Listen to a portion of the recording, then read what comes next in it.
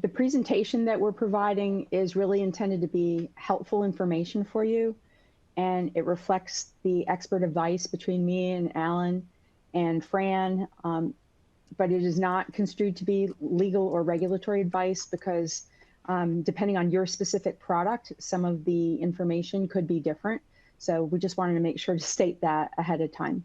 Alan and I basically created this template that you could use this template for any of your products, because as we were going through case studies, this was the template, and we based it on the definition of EDDO, right? It's the drug delivery design outputs from preparation through initiation, progression, and completion to deliver that drug completely to the target site.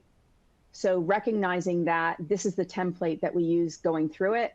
And then as you do it, you start going through what are the tasks for the delivering of the dose, the preparation of it, reaching the target site, the initiation, progression, completion. What are the drug delivery design outputs? And then of those drug delivery design outputs, are they user dependent? And if they're user dependent, that means they're not EDDOs, right? So this table format is something that should be able to help you out.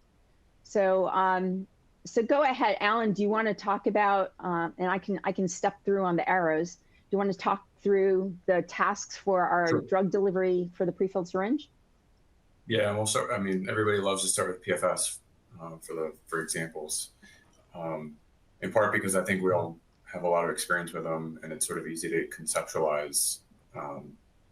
So from a task assessment, we break it down by the different operations, and then step one, you have to inject. I mean, we're sort of presupposing that it's a single dose. Inject the full contents contained in the syringe would be the task. And then from a design output, are you getting accurate dose volume? Is that user dependent? Yes or no? In this case, we would say no. And therefore, that would lead us to conclude that this would fall into the category of being EDDO. And we'll continue to go through each of these. So,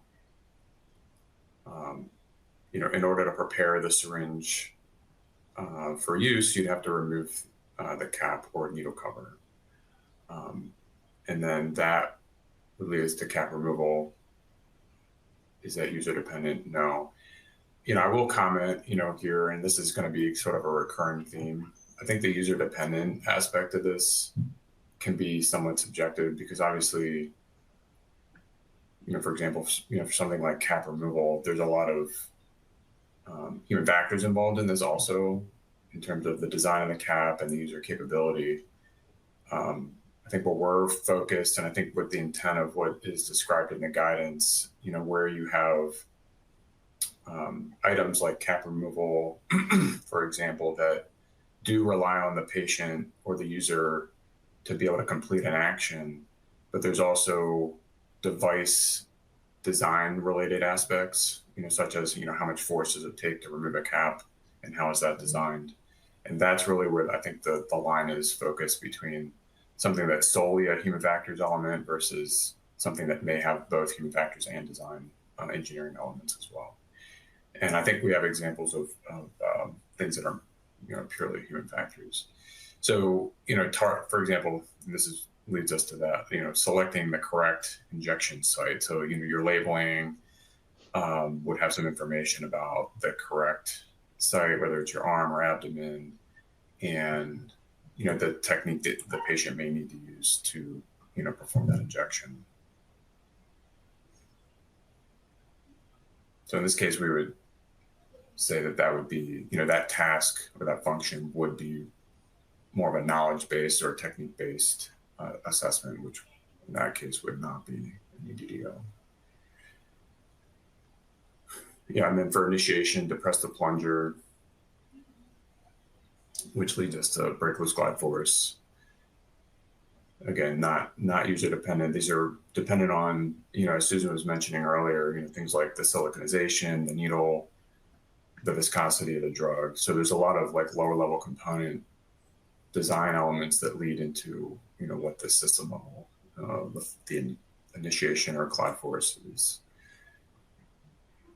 Yeah, maintain plunger movement. Again, glide force, no, and yes. The user fully depresses the plunger, removes from injection site. Yeah, so if you had a needle safety function, there could be some activation force related to activating that. And then we end up with our full list here. So, and I think, and we can walk through more examples as we get kind of more technically, more complicated types of devices. I think that's the main thing that, and Susan, as we were sort of filling out this table, I think we started, it's like this complete table, but it was a lot of back and forth around, okay, what are the tasks involved and what are the steps involved in actually utilizing a prefilled syringe? If we looked at example labels, what are the types of examples or instructions for use that are provided, and does that provide any information about the type of tests? And then we started to sort of like plug and play, okay, where does that fit within the categories of information that the agency provided in their guidance?